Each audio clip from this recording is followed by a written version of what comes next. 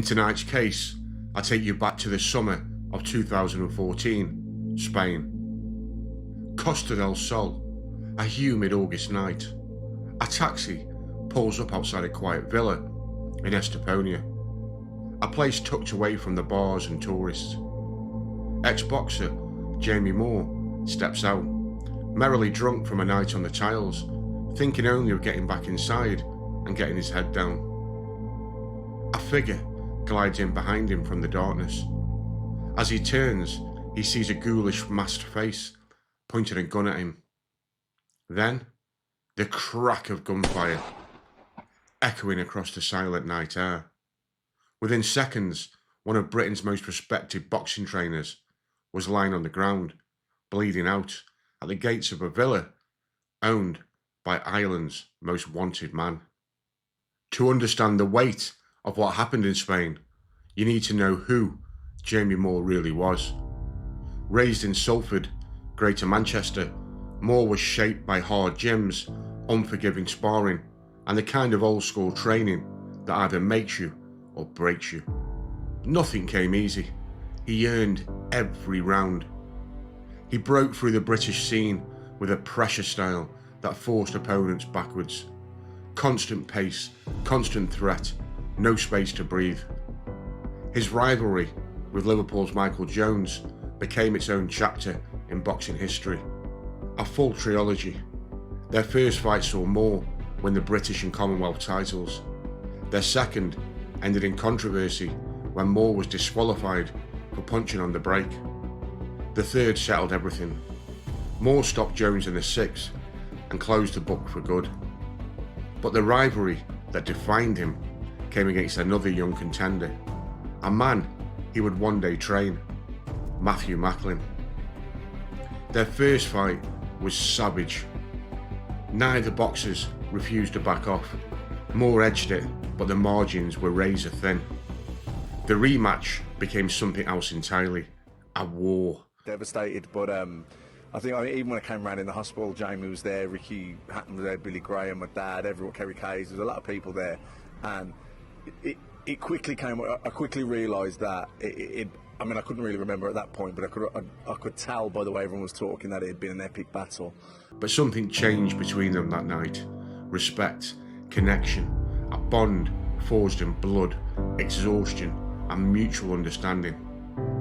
Moore went on to win the European title by blasting out former world champion Michel Picarillo in the third round. But defeats to Ryan Rhodes and Sergei Komitsky followed, wars that took their toll, wars that marked the end of his time as a competitive fighter. Years later, that bond with Macklin took him to Spain.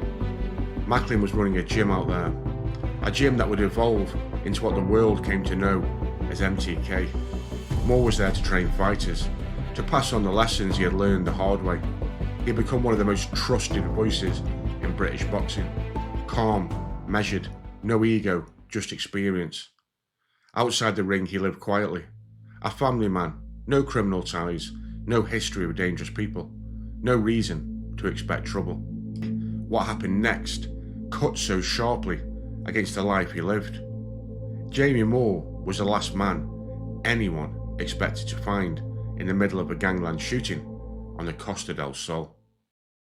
In the summer of 2014, Jamie travelled to Spain to work as part of the training team for his close friend Matthew Macklin. Macklin was preparing for upcoming fights, and the setup in Marbella offered perfect conditions. Sunshine, private space, high quality facilities, free digs, courtesy of Macklin and his business partner, Daniel Kinahan. But Marbella had another reputation, a reputation the tourist brochures will never mention. For decades, the Costa del Sol has been a crossroads for British, Irish, Dutch, Moroccan and Eastern European criminal networks. A place where money, nightlife and secrecy blend together. Protected villas, high walls, neighbours who mind their own business. Jamie Moore was nowhere near that world, but he was physically in the same environment, a region where the wrong people have been known to settle scores. On the night he was shot, he had been enjoying a relaxed evening. Nothing out of the ordinary, no arguments, no trouble, no signal that danger was close, which makes what happened next even more disturbing. In the early hours of Sunday morning, Jamie stepped out of a taxi outside a villa in Estepona, just along the coastline from Marbella. The air was warm and still. He was seconds from safety, seconds from the door. A masked man moved from the shadows. I wouldn't want it in 4D because I'd imagine it'd be traumatizing. Do you know what I mean? But I thought it was someone fucking about one of the lads, and I basically went fuck off, and then went, that's not even funny. And then as I started walking towards him, he just shot me in the hip, and then I had to ring my own ambulance, which I was laid there like 20-25 minutes waiting, and I was in and out of consciousness, which in itself I'm lucky, because what woke me up was the noise of the ambulance reversing in the road trying to find me. The masked man hesitated from delivering a final finishing shot to the prone boxer. He instead fled into the night, leaving Moore bleeding heavily. There was something chilling about Jamie's own recollection. He said he lay on the ground, feeling helpless and alone. He rang the emergency number, but could not even remember which number Spain used for medical emergencies. His phone was slick with blood. His hip was shattered. He knew that if an artery had been hit, he had minutes. And for 25 minutes, he waited, bleeding, praying the ambulance was coming. In the end, he survived, which he puts down to his boxing knowledge of injuries, but the damage was severe. Spanish detectives quickly came to the conclusion this was mistaken identity. Jamie Moore had been staying at a villa, widely reported in Irish and UK media as belonging to the Kinahan family. Daniel Kinahan was already known to the Dublin and Spanish authorities, long before the wider public learned his name. Operation Shovel, a joint investigation between Spain, Ireland and other European agencies, had been monitoring an alleged Irish organised crime group headed by Daniel and his father Christy. Accusations of money laundering, drug trafficking and a range of other criminal activities were under scrutiny. So a shooting outside a property linked to them was not just alarming, it was very significant. If a gunman arrived that night expecting someone else connected to the villa, then Jamie Moore may have stepped into the wrong doorway at precisely the wrong time. Daniel Kinahan and Jamie Moore, in the dark, could easily be mistaken, both similar heights, builds and hair colour. Jamie recalled Spanish police mentioning tensions involving Eastern European groups operating in the area, but the Irish media built a different narrative. According to multiple Dublin reports, the signs did not point to Eastern European gangs at all. They pointed inward, towards an Irish dispute. Journalists claimed the shooting aligned with growing friction between Daniel Kinahan and Gary Hutch. Both men had once been described as close, but their relationship was said to have fractured over money from a robbery Hutch was alleged to have entrusted Kinahan to handle. That money, according to reporters, had become a cause of animosity between the two men. They suggested the hit in Spain was arranged as part of that dispute, but the wrong man was shot. A hit misfired, a final bullet withheld when the shooter realised the face on the ground was not Daniel Kinahan, the man he had been sent to kill. On the streets of Dublin, rumour hardened into certainty, and the name whispered as responsible for the attempted hit was Gary Hutch, nephew of Jerry the Monk Hutch, a figure whose shadow had stretched across the Dublin underworld for decades. And 1 year after the attack on Jamie Moore, the tension boiled over.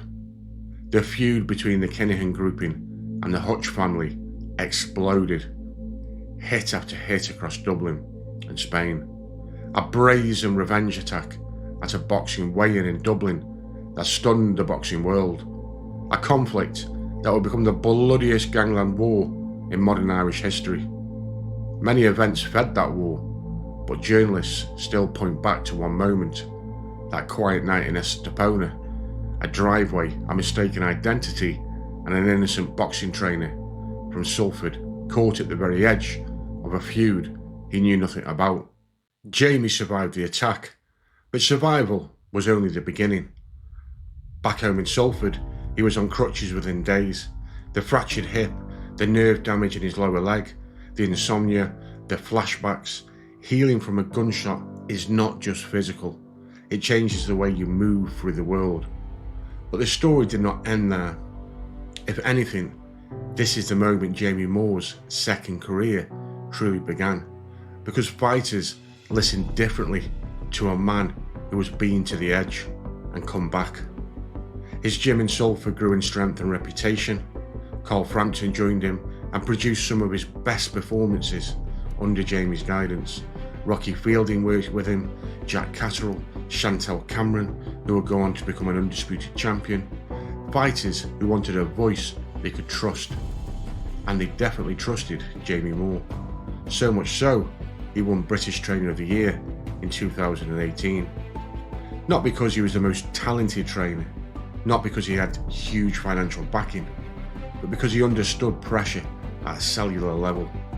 Because he had stood on a Spanish driveway in the dark, bleeding into the stone, thinking he would not see another sunrise. And he still came back to teach the sport he loved. And it made Jamie Moore one of the most respected figures in British boxing.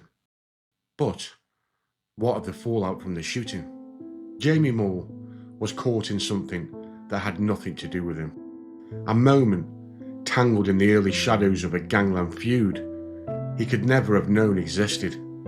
A feud that would later explode into the bloodiest criminal war Ireland has ever seen. The official investigation never produced a suspect. No charges, no breakthrough, no confirmation of motive. Just silence, as far as Jamie Moore was concerned.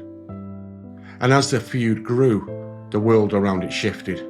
The boxing fraternity that had once openly praised Daniel Kinahan for his support of fighters, his funding, his attention to detail, suddenly stepped back and gave them the cold shoulder. Pressure on someone. Do you really want him to go from legitimate business? Do you want to put him in criminality to try to, put him somewhere, put him in prison or something like that? I don't know. Is it a game plan, the government's plan? I don't know, because he's a straight legitimate businessman.